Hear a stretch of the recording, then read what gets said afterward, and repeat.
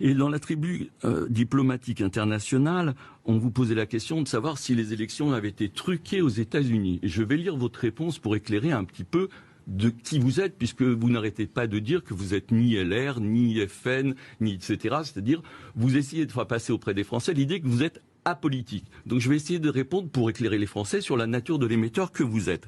Donc on vous pose la question, la tribune diplomatique internationale, l'hypothèse d'une fraude importante appliquée à quelques États clés le jour du scrutin est-elle crédible? On parle des États-Unis. Mon intime conviction me dit que oui, car il y a à mes yeux trop d'indices concordants pour permettre à la meute médiatique occidentale dont nous savons qui la contrôle de me convaincre du contraire. Donc j'ai une question à vous poser. Qui contrôle la meute médiatique? J'ai bien envie de savoir également.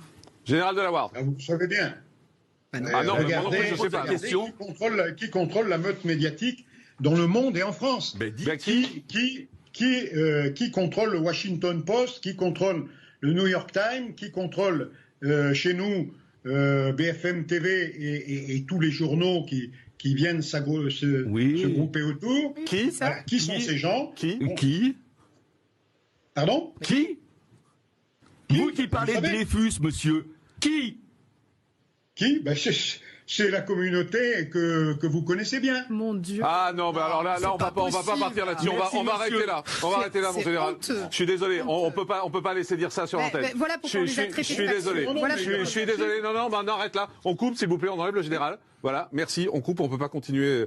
On peut pas continuer là-dessus. C'est surréaliste d'entendre ça. Surréaliste. Merci. Jean-Christophe Gallien. Pour ne pas donner d'écho effectivement à ce qui vient d'être dit, ce qui est par contre un élément fondamental de ce qui est en cours pour le coup, au-delà du nombre et de ce qui a été déclaré par Claude Pasternak